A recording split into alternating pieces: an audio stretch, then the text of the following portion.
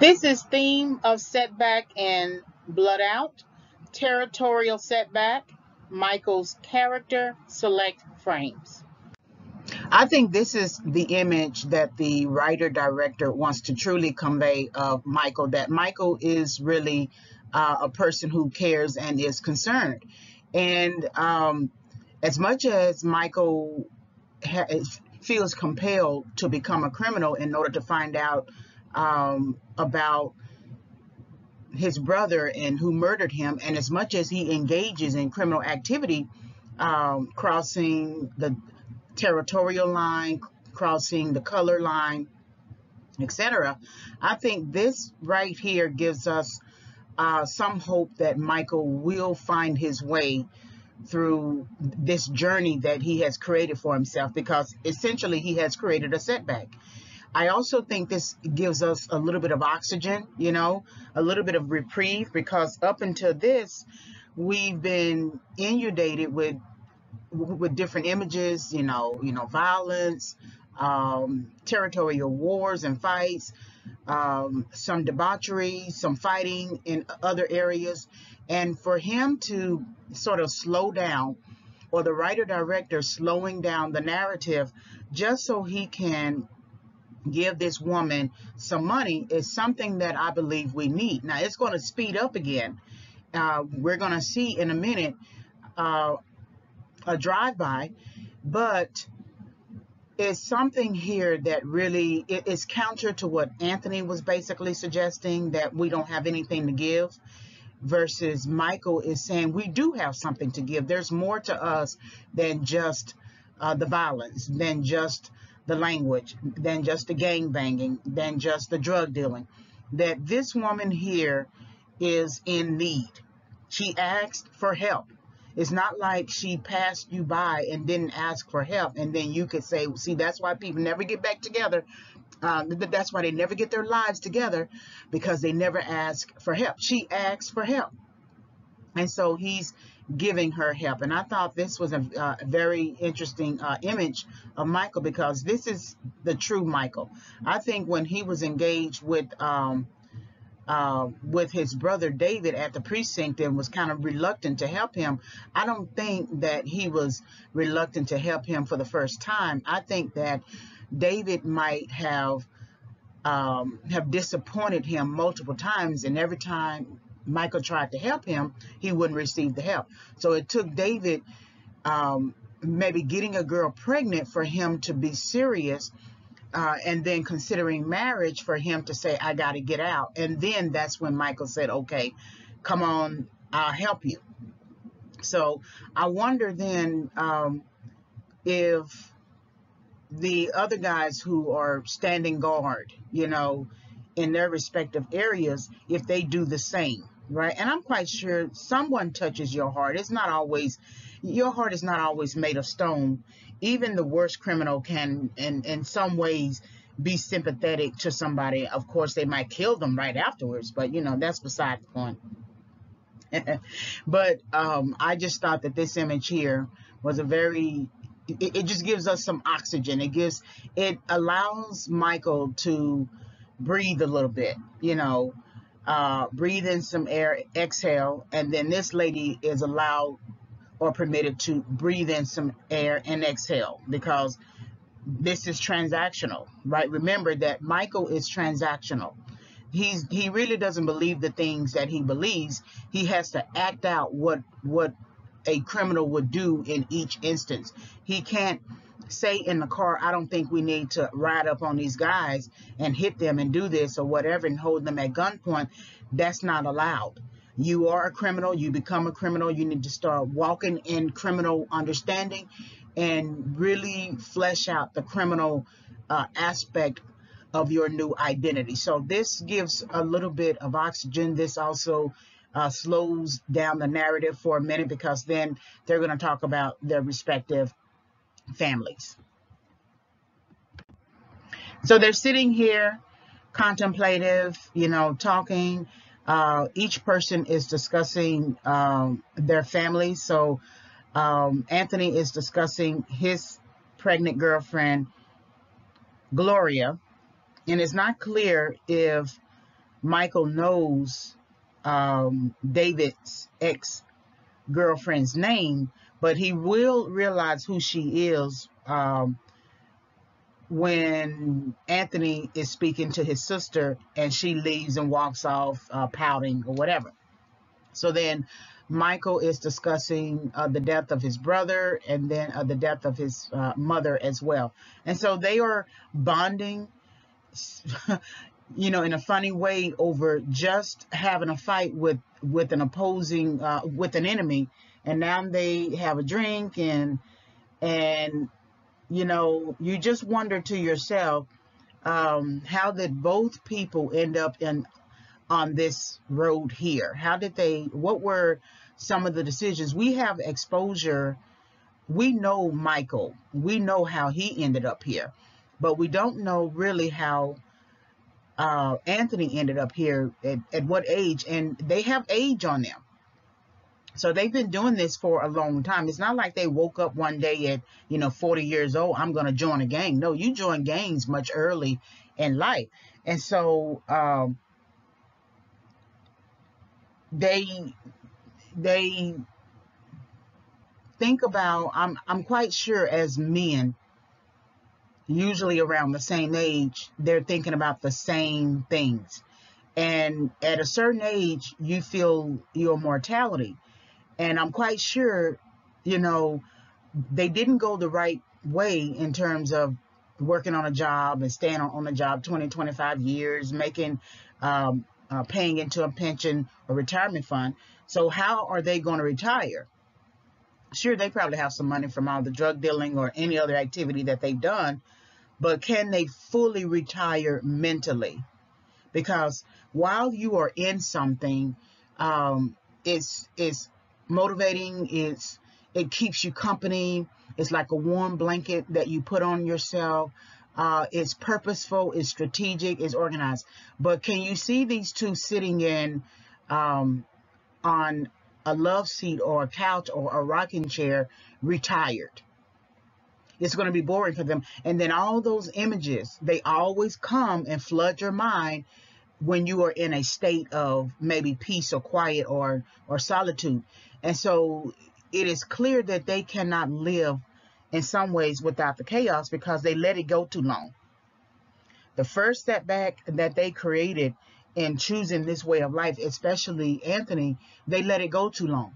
And so the longer you stay in a setback, the more it becomes second nature. It just becomes the thing that you do. It becomes an extension of your arm. It becomes the air that you breathe. It becomes the life that you live. You stop caring about your soul. You stop caring about your heart. If you die today, you die today. If you don't, you don't. And so there's no individual personal respect for yourself anymore other than to hold that gun up in response to a specific threat, and then to go on the offensive to ensure that any potential threats know that you are not to be played with. But what if you get to 60 years old and, you know, 70 years old? You look at Elias. Is he going to be the type of person who's you know, going to live in a debauchery scene forever? Can he carry that on, you know, forever? And people don't always look at the vision of themselves. They don't think about the vision of themselves when the very future of themselves when they are making a lifetime choice based upon a temporary circumstance. Again, people usually don't wake up and enter a game. Some precipitating event happened and they feel like they have to use it as a response to that precipitating event, and then they find themselves in something for which they have not prepared. They had no idea that it was going to be what it was going to be. Case in point, David. He just did not really realize what he had gotten himself into, because if he naively believed that he can get in and get out, that lets you know he did not. He had no clue. And so Anthony is stuck. Michael knows that he can step out of this line. He can cross back over the territorial line because he has established himself as a cop. And so he has a record of successes as a cop. And so he has somewhere to go. He's not a true stuck. He may look like he's a stuck, and the writer director might have them looking like they're stuck. But of the two people, Michael is the one who is not stuck. He can easily overcome his setback by simply making a decision and exiting this path and getting back on to the next path. He can always, appeal to get his badge back. He can always do a number of things. He can always go into investigative work. See, he has skills. He has true skills. He had a career, right? And so with Anthony here, all he knows is gangbanging. That is the extent of his knowledge base. So then he would have to start all over again.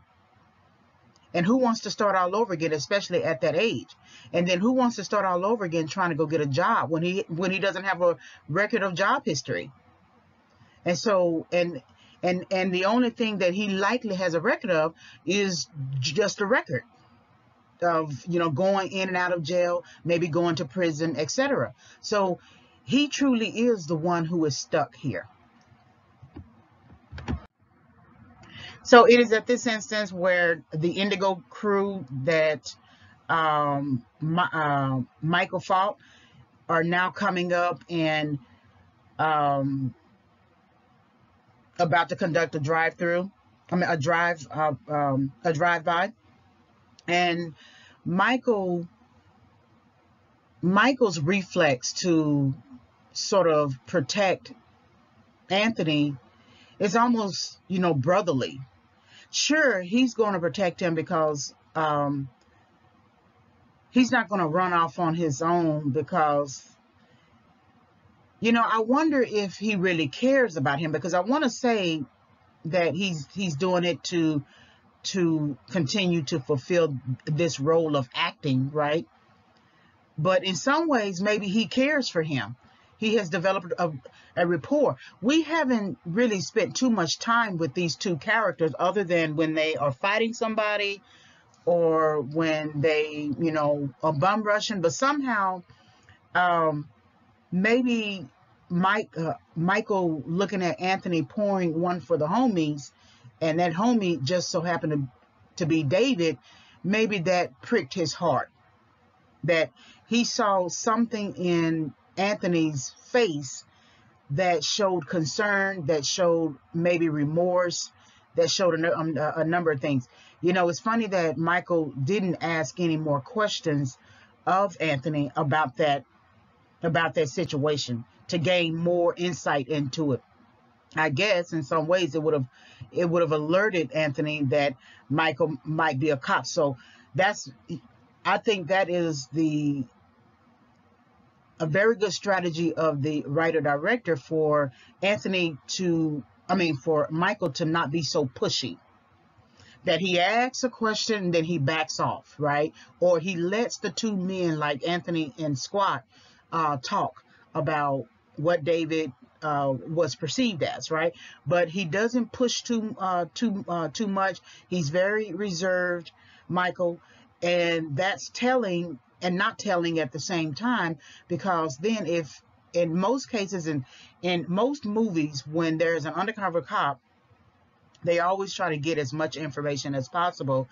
They try to gather and by asking questions, and then you always have this person who perceives the undercover cop who is masquerading as a criminal. They perceive the person as kind of suspiciously. So who is this person asking all these questions and things like that? But the writer-director does a very good job of basically Michael maybe saying one or two things and pulling back and not saying too much more, just being reserved, just listening. So this shows a little bit of brotherly love here in a sense, right? Kind of like an adopted brother, because Michael is always tempted and preoccupied with saving his brother, even though his brother didn't want to be saved. And this sort of reminds you of what he might have done with David, and what he was probably doing all the way up into the time David was killed. This idea of trying to save him, trying to shield him, trying to help him. That's why you will see in the end, when he rescues David's pregnant girlfriend, Gloria, it's all about trying to save her and give her a better life. All right, so hopefully you were able to gain some insight from this lecture. Please like, subscribe, and visit. Like the video, subscribe to the channel. You can visit my website, reginawhyfavors.com. You can always send me an email. Please purchase the book when it comes out. It's going to come out approximately August 2021. I needed to make some changes to it and do some final editing. So the book title is Overcoming Setback, 5 Keys for Entering and Exiting Correction. Thank you for listening to this audio. Have a great day.